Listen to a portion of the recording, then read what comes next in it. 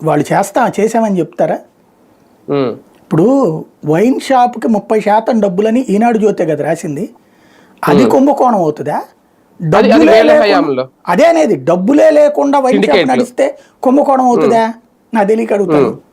ఉమ్, నెల నెల ఇంతని వసూలు చేస్తే కుంభకోణం అవుతుందా?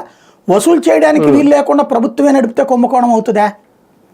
ఉమ్, అలాగే ఏ డిస్టిలరీస్ అయితే ఆనాడు సప్లై చేసినాయో అయ్యే డిస్టిలరీలుగా ఇప్పుడు కూడా సప్లై చేస్తుంది. ఏమన్నా మారినాయా? వాటిని ఏమైనా బ్యాన్ చేశారా? ఉమ్, ఆ రోజున ఏదో ఏది నాణ్యత లేని ముందు ఉమ్.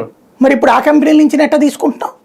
అంతకు ముందు కూడా అయ్యే డిస్టిలరీలు మరి అదే కదా చెప్పేది. 2019 ముందు కూడా 2014 యాజమాన్యాలు మారుతుంటాయండి. సింపుల్.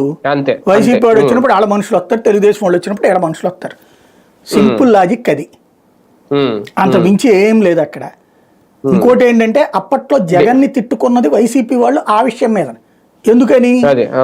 ఎమ్మెల్యేలకు డబ్బులు లేకుండా పోయినాయి. ఇవాళ ఎమ్మెల్యేకి ఏంటి, నెలకొచ్చేటప్పటికి మద్యం దుకాణాల ఒక ఎమ్మెల్యే కోటా ఏరియాలో ఓ 100 షాపులు ఉన్నాయనుకోండి. ఒక షాపు నుండి ₹1,00,000 వేసుకుంటే ఎంత మిగులుతుంది అతనికి? షాపు నుండి 1,00,000 ఎంత వస్తుంది?